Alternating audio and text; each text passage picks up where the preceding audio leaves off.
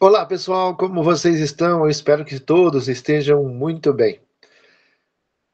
Eu sou o professor Emerson Carvalho, estou aqui com você para fazer mais uma aula da Matemática Fácil. Aqui nós estamos com esse trabalho, levando conhecimento através da internet. E aqui hoje nós vamos começar uma série de aulas para tratar de assuntos pertinentes ao concurso de Itaciba. Você, professor, que vai fazer o concurso de Itaciba, pretendo eu, na medida do possível, e se Deus quiser, vamos conseguir, todas as quintas-feiras postar aulas aqui para você se preparar para esse concurso.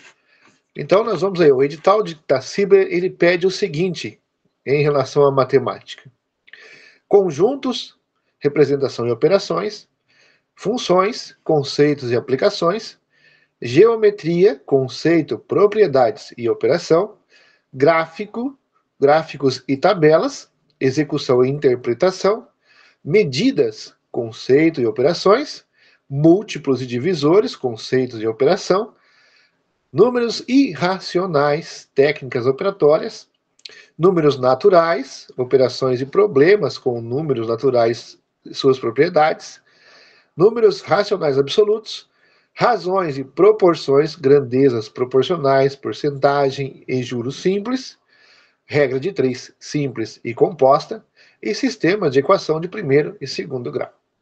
Então, esse é o conjunto de conhecimentos que o edital pediu para o concurso.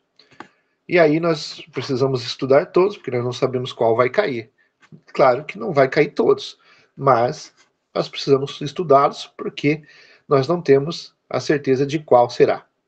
Então, vamos agora começar do início. Vou seguir a ordem, hein, do edital. Vamos fazer primeiro hoje conjuntos, representação e operações. Ok? Vamos lá. Então vamos saber o que é conjuntos, o que são conjuntos. A compreensão de conjuntos é a principal base de estudo da álgebra e de conceitos de grande importância na matemática, como funções e inequações. A notação que usamos para conjuntos é sempre uma letra maiúscula do nosso alfabeto. Por exemplo, conjunto A ou conjunto B.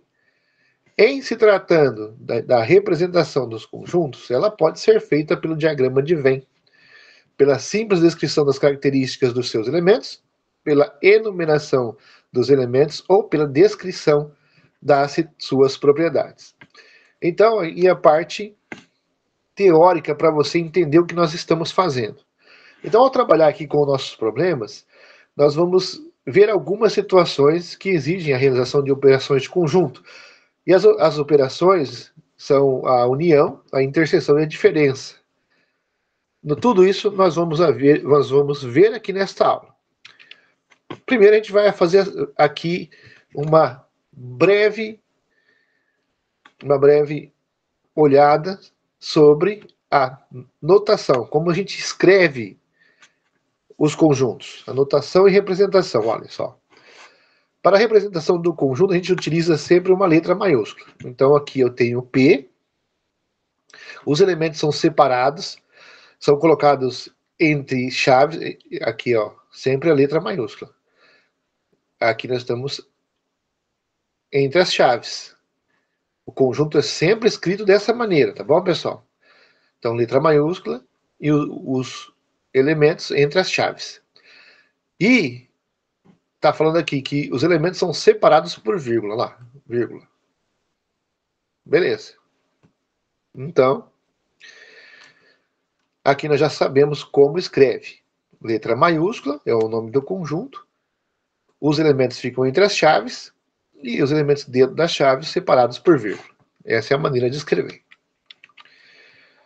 Representação por enumeração. Nós vamos ver agora algumas formas de representação dos conjuntos. Representação por enumeração. Nós podemos enumerar os elementos, ou seja, fazer uma lista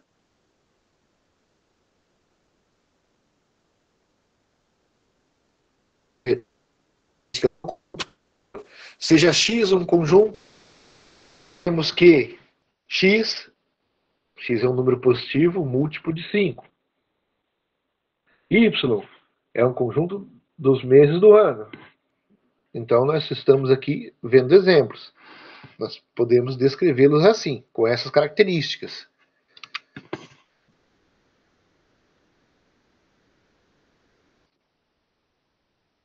A gente coloca aqui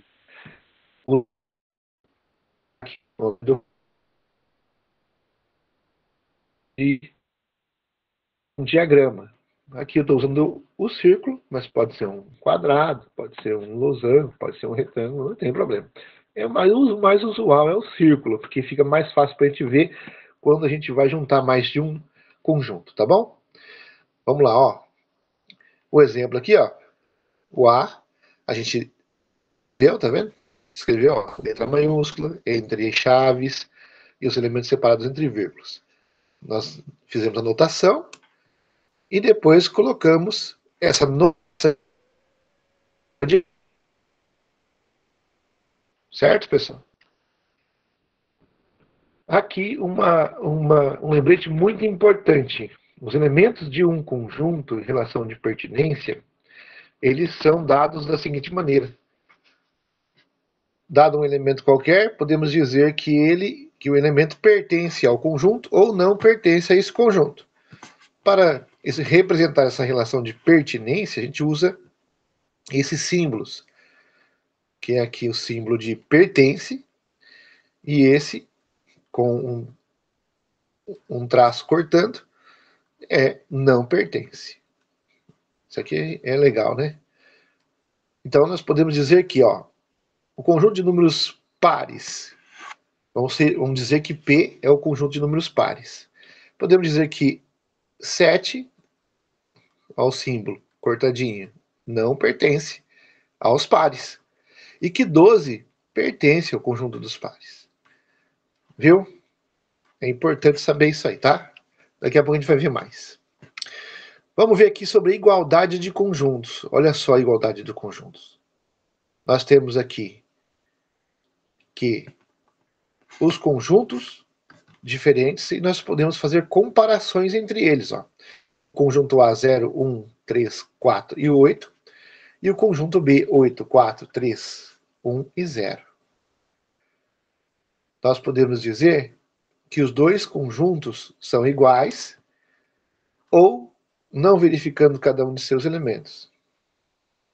Então, nós podemos dizer que, fazendo essa comparação, nós podemos também escrever da seguinte maneira. Os elementos que estejam em ordem diferente, não precisando estar na mesma ordem, mas os dois são iguais, então nós vamos escrever A igual a B. Ou seja, o conjunto A é igual ao B, independente da ordem em que eles estejam, porque eles têm ambos os mesmos elementos. Por isso a gente escreve que A é igual a B. Relação de inclusão. Como é que a gente faz essa relação de inclusão? Aqui nós vamos fazer assim, ó. Ao comparar dois conjuntos, nós podemos nos deparar com diversas relações. E uma delas é a relação de inclusão. Então, para a gente estabelecer isso de maneira simples e prática, nós usamos esses símbolos aqui, ó.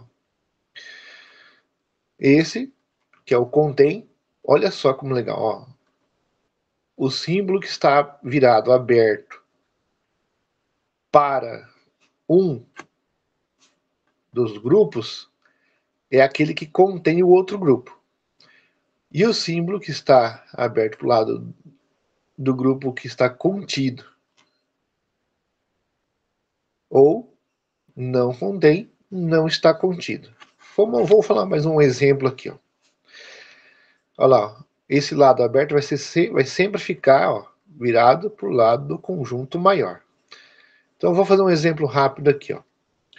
Tá vendo aqui? Eu tenho o grupo B e o grupo A. Nós temos o conjunto B e o conjunto A. E aqui, o conjunto B é 1, 2, 3, 4, 5 e 6. Olha lá. E o conjunto A é apenas 1, 2 e 3. Por quê?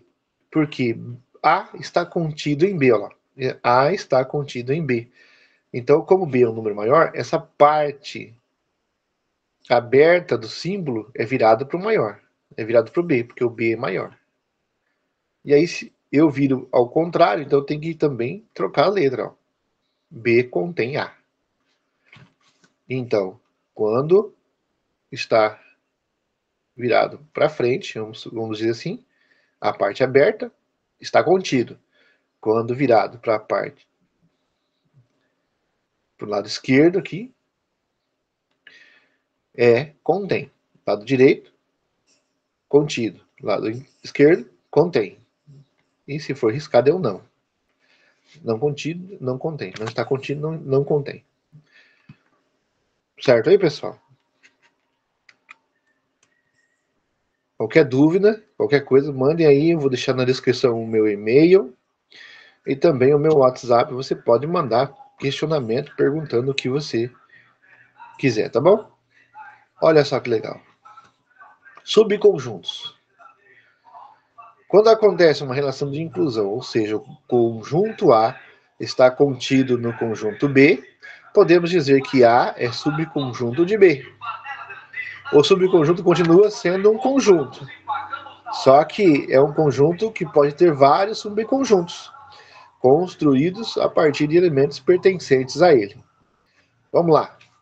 Aqui, ó, por exemplo, o A, ele é 1, 2, 3, 4, 5, 6, 7, 8. É o A. E tem subconjuntos. O B, subconjuntos 1, 2 e 3. O C, 1, 3 e 5. Olha lá, 1, 3 e 5 e 7. E o D é 1. Todos esses pertencem a B. Até mesmo o A pode ser um subconjunto dele mesmo. Por quê? Porque cada número pode ser um conjunto, separadamente. E nós vamos ver isso já já. Como o número já sugere, o conjunto unitário é aquele conjunto que possui somente um elemento, como nós vimos anteriormente. Ó. O 6 pode ser apenas um elemento, então o A é subconjunto dele mesmo, porque o 6 só está em A. Aqui o 1 está no D, no C e no B, ó. Mas aqui só está em A. Então pode ser um conjunto dele mesmo. Aquele conjunto que possui somente um elemento, como no conjunto D que a gente viu, está mostrando só o 1. E o conjunto B, o 1, 2 e o 3. Temos também o conjunto 1, 2 e 3 dentro do B. Nós temos três, podemos separar entre chaves, o conjunto só é conjunto ou subconjunto se estiver entre chaves, tá, pessoal? Então, 1, 2 e 3 é um conjunto ou subconjunto só, porque estão os três dentro da chave. Quando eu separo, eu tenho aqui três conjuntos, ou três subconjuntos, porque estão dentro da chave. Se está dentro da chave, é um conjunto único. Certo? É um conjunto unitário. Lembrando também, pessoal, que o conjunto E ali é o zero, porque zero também é um conjunto unitário, pois ele possui um único elemento, o zero. Não se tratando de um conjunto vazio.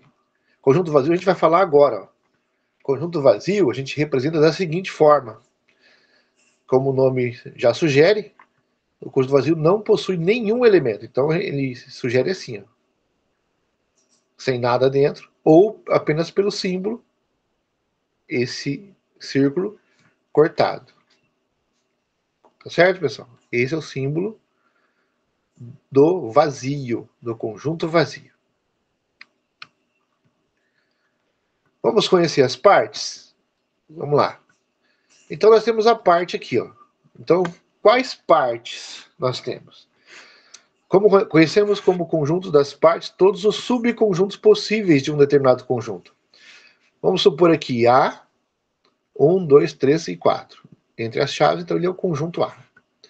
Podemos listar aqui todos os subconjuntos desse conjunto, o A, começando com os conjuntos que possuem nenhum elemento, os vazios, e depois os que possuem 1, 2, 3 e 4 elementos, respectivamente. Então, nós vamos considerar que esse conjunto A ele também tem um conjunto vazio dentro dele. Ele tem os conjuntos unitários dentro dele, o 1, o 2, o 3 e o 4, que a gente pode separar. E nós vamos considerar que ele tem os conjuntos de dois elementos, o 1 e o 2, o 1 e o 3, o 1 e o 4, o 2 e o 3, o 2 e o 4, o 3 e o 4. Então, nós temos aí todos esses elementos que nós podemos fazer a partir desse elemento aqui, desse conjunto aqui. Os conjuntos com os 4 elementos, e sendo assim, podemos descrever todas as partes de A desta forma. O P, que é o conjunto, que é os vários conjuntos os conjuntos das partes do conjunto A, nós podemos escrever assim, o vazio, 1, 2, 3 e 4 separado, de 2 elementos, de 3 elementos e o de 4 elementos. Nós podemos escrever dessa forma o A e os seus subconjuntos, os conjuntos das partes. Como é que eu sei, se eu tiver aqui um número desse, como é que eu sei calcular quantos conjuntos das partes eu tenho? Para saber isso, nós usamos essa fórmula. Nós usamos aqui que o N é o P, é o número, que é esse P é as partes, P de partes, de A. O N são as partes de A, que é igual a 2 elevado a N. O N é partes de A. Então, quantas partes tem o A aqui, nesse caso que a gente viu anteriormente aqui? Quantas partes tem o A? 1, 2, 3, 4. Então, o N é igual a 4. Tá? Vocês estão entendendo que esse P é esse aqui, ó. É esse P aqui, ó. E as partes que tem o A. 1, 2, 3 e 4. Entendeu, né, pessoal? Então, o N são as partes de A. Então, as partes de A são 1, 2, 3 e 4. Então, temos 4 partes no A. Então, ele é igual a 2 elevado a N. Nesse caso, 2 elevado a 4. Então, quando eu fizer a conta, o total de subconjuntos possíveis desse elemento é o 2 elevado às partes de A, que é 4. Se fosse 5 aqui, 1, 2, 3, 4, 5, aí seria partes de A, que é 5. Ou parte de B, parte de C, parte de D, depende do conjunto que você está olhando. O conjunto tem de 0 a 9, são 10 algarismos. Então é 2 elevado a 10. Entendeu, pessoal? Quem fez a minha aula, quem fez as aulas comigo no curso de Matemática Zero sabe quanto é elevado. Quanto que é aqui 2 elevado a 4? 2 vezes 2 vezes 2 vezes 2, 4 vezes. A base se repete o número do expoente. Então, vou repetir aqui 4 vezes. 2 vezes 2 vezes 2 vezes 2. 2 vezes 2 é 4, 4 vezes 2 é 8, 8 vezes 2 é 16. Então, eu tenho 16 possíveis subconjuntos. Ficou claro? Espero que sim. Se não, pode mandar aí no meu WhatsApp, no e-mail, a dúvida que você tem. Conjunto finito e infinito. Ao trabalhar com conjuntos, encontramos o conjunto que são limitados, aqueles que são finitos, que têm um início e um fim. E também temos aqueles que são ilimitados, que são infinitos, por exemplo, o conjunto dos pares ou ímpares. Eu quero um conjunto só de pares, é infinito. Quero um conjunto só de ímpares, também é infinito. Eu quero um conjunto de 0 a 10, aí tem começo e fim. Então é finito. Acho que entendeu, né? A explicação aí. Aqui tem a teoria, eu não vou ficar lendo a teoria, depois você pausa o vídeo e lê. Pra gente não ficar com um vídeo muito longo. Então aqui, os números finitos são aqueles que têm começo e fim. Os números infinitos são aqueles que não têm fim. E aí a gente coloca sempre depois, ó, reticências. Tá bom? Reticências. A gente coloca dentro da chave, porque eles são infinitos. Quando é limitado, quando é finito, a gente só inicia e termina. Pronto, acabou. Nem mais, nem menos. Ok? Conjunto universo. O conjunto universo denota por o símbolo U, é definido como um conjunto formado por todos os elementos que devem ser considerados dentro de um problema. Todo elemento pertence ao conjunto universo, e todo conjunto está contido no conjunto universo. Então, esse conjunto universo são todos aqueles conjuntos que estão expostos para você. No caso anterior, o conjunto universo. Aqui vamos supor aqui esse do conjunto A. É um conjunto universo. Certo? Todos são. Conjuntos e representações. Agora a gente vai para as operações. As operações com conjunto são união, interseção e diferença. Vamos falar sobre interseção primeiro. Quando é que ocorre uma interseção, pessoal? Quando os elementos pertencem simultaneamente a um ou a mais conjuntos. Se você tem aqui A e B. Aqui nós temos o símbolo de interseção, é esse aqui, o Uzinho virado para baixo, tá, pessoal? O U virado para baixo é o símbolo da intersecção. Então vamos lá, intersecção. Estamos procurando aqui o elemento pertencente tanto ao conjunto A quanto ao conjunto B. Esse conjunto onde está aqui os risquinhos amarelos, o conjunto, os números que ficam nessa parte são interseção. A interseção de A e B. Pode ter 3, 4, pode ter mais círculos aí. Ou quadrados, ou retângulos. Olha só o exemplo. Vamos lá. Então eu tenho aqui, ó, dois conjuntos, o A e o B. Ó. O conjunto do A, ele é o 1, 2, 3, 4 e 5. 1, 2, 3.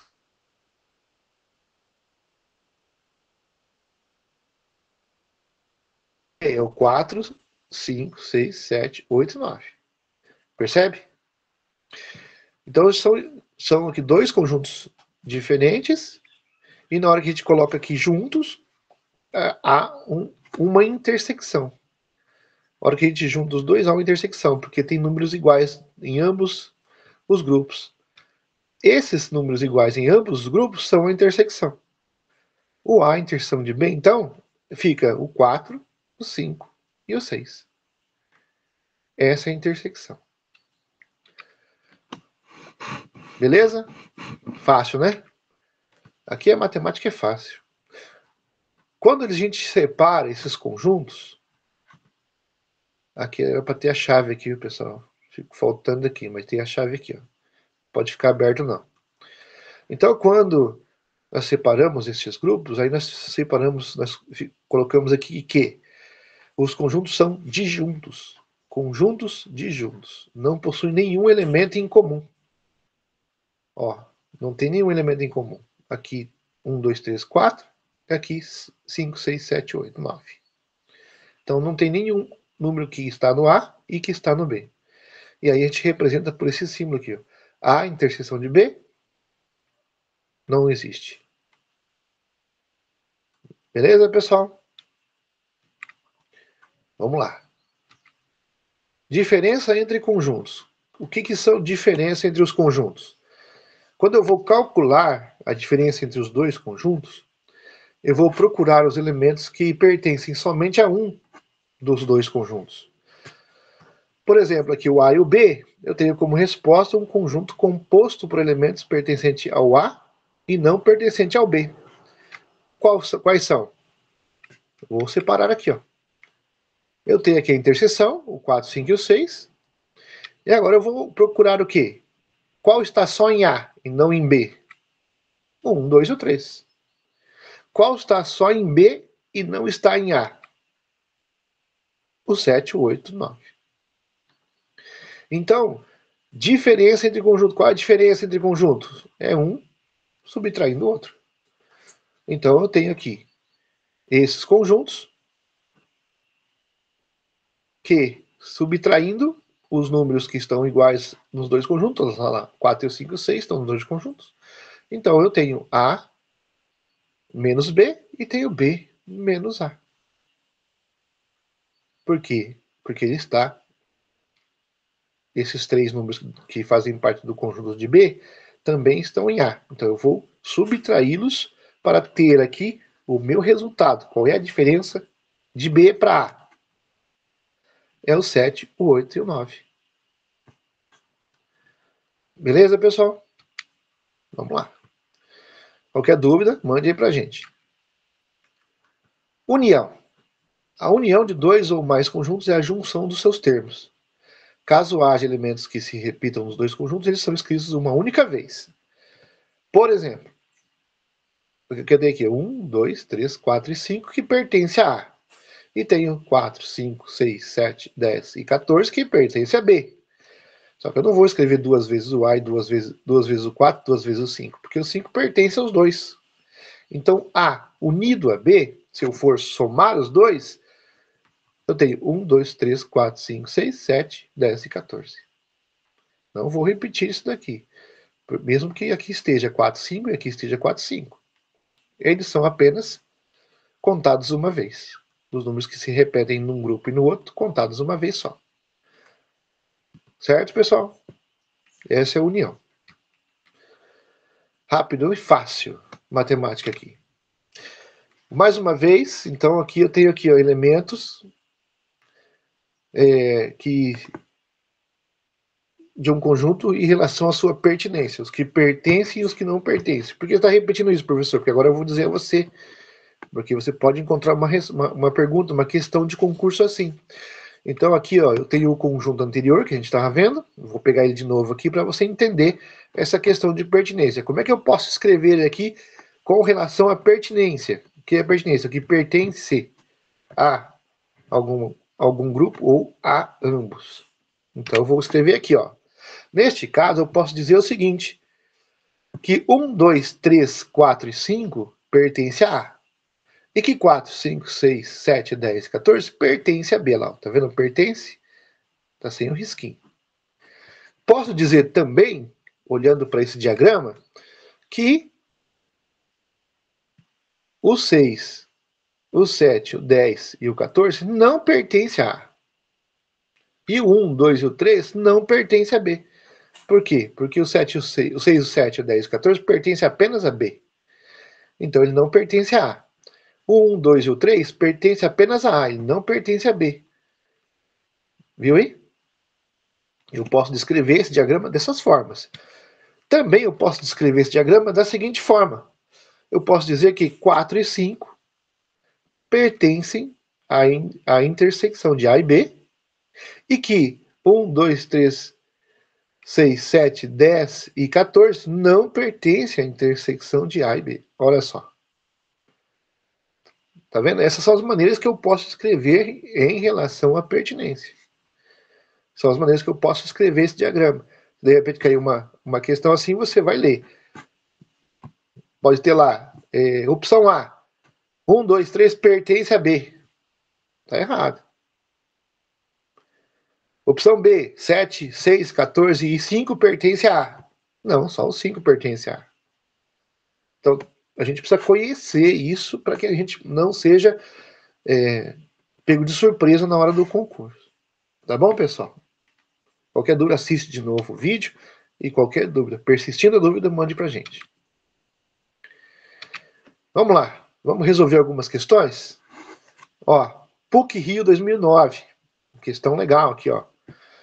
Em um colégio, olha só como é fácil resolver a partir dos conjuntos, pessoal. Olha só como é fácil resolver. Em um colégio de 100 alunos, tem 100 alunos no colégio. 80 gostam de chocolate. 70 gostam de sorvete de creme. 80 gostam de sorvete de chocolate, 70 gostam de sorvete de creme. E 60 gostam dos dois. Aí a pergunta é, quantos alunos não gostam de nenhum dos dois sabores? Como que eu vou fazer isso, professor? Vamos usar o diagrama de Venn. Olha só que legal, que fácil. Vou fazer os diagramas, porque eu tenho duas opções, então vou colocar dois diagramas. Chocolate e creme. Aí eu vou pensar primeiro no seguinte. Tem pessoas que gostam dos dois. E eu vou colocar os dois na interseção, que pertence tanto a chocolate quanto a creme, que são 60. Aqui, ó, 60 gostam dos dois sabores. Então eu vou colocar na interseção, porque tanto pertence ao creme quanto pertence ao chocolate. Opa, já ficou legal. Porque a partir daqui eu consigo fazer mais fácil os outros. Agora eu quero saber quem gosta só de chocolate. Então, se quem gosta só de chocolate são 80, e eu já tenho 60, então sobra 20. Olha que fácil, pessoal. E agora o creme. 70 gostam de creme. Eu já tenho 60 que gostam dos dois. Então, 70 menos 60 é 10. Olha que fácil, hein? Então, agora o que eu vou fazer? Eu vou escrever aqui só para você entender. Ó.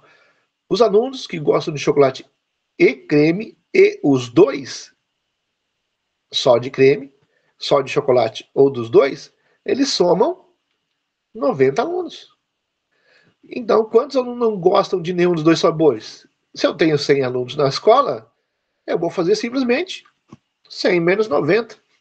Os alunos que não gostam dos dois sabores são 10. Olha aí, fácil, fácil. Resultado, letra B. Gabaritando nossa questão aí, letra B. Fácil, fácil. Só usando o diagrama. Tá vendo, hein? Sem complicação.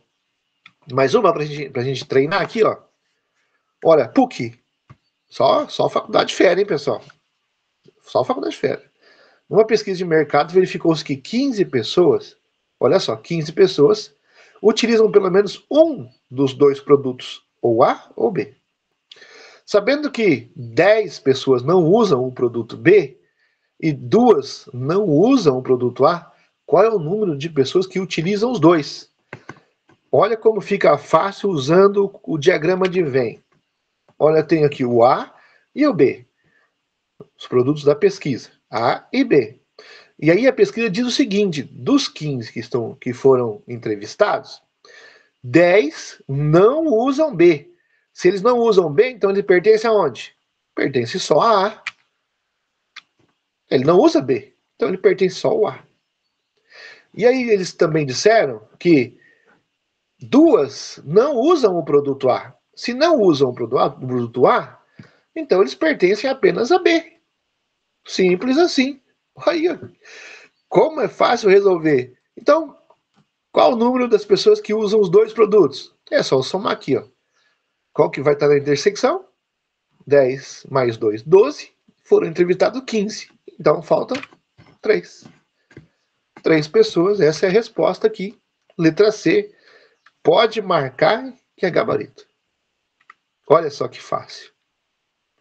Certo, pessoal? Muito fácil resolver a questão de conjunto, essas perguntas usando o diagrama. Fica muito simples.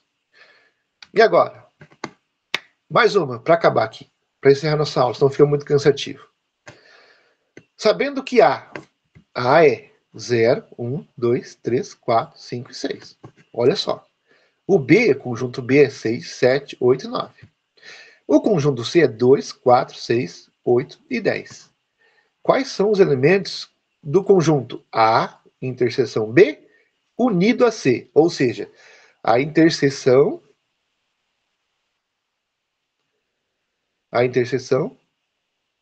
A, B e C, unido a C.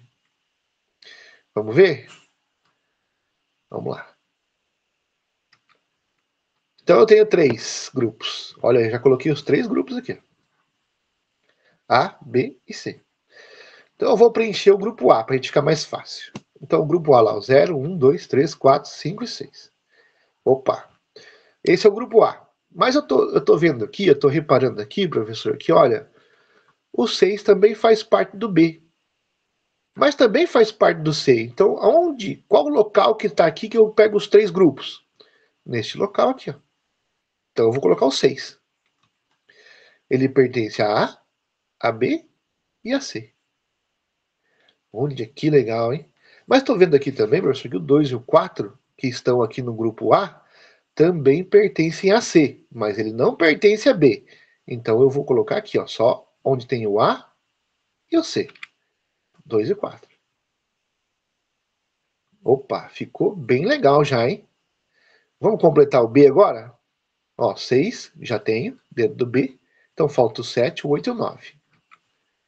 Coloquei aqui, ó, 7, 8 e 9.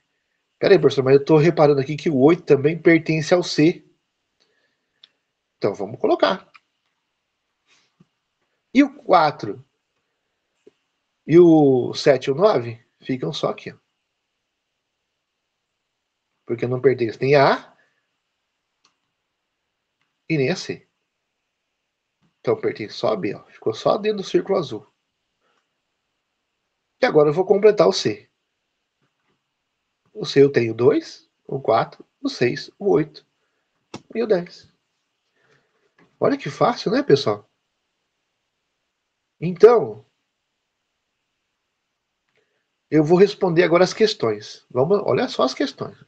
A alternativa A diz que, aqui é a pergunta, quais são os conjuntos, quais são os elementos do conjunto A, interseção B, que pertence a B e está unido a C. Olha só.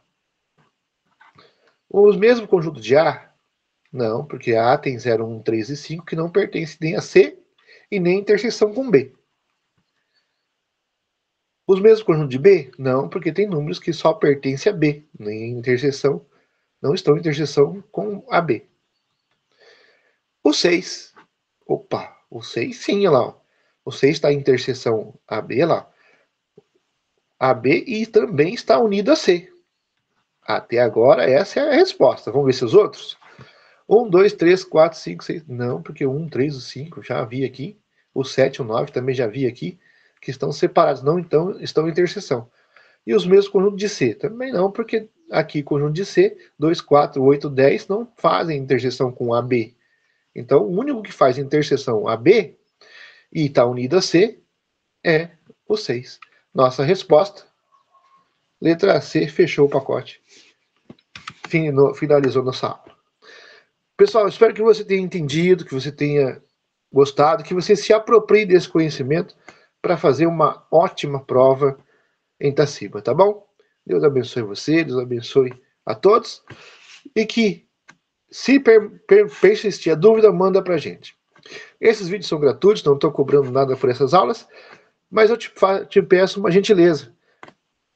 Se inscreva no canal, compartilhe, fale da gente, assista o vídeo até o final, que me ajuda muito. Você se inscrevendo, e assistindo o vídeo até o final, curtindo e comentando, vai fortalecer o canal.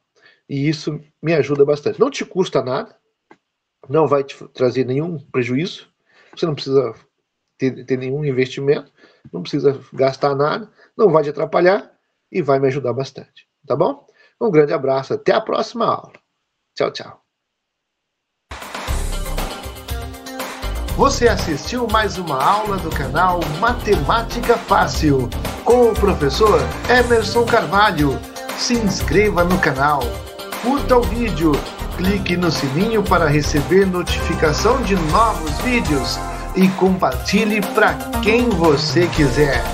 Matemática Fácil é com o professor Emerson Carvalho.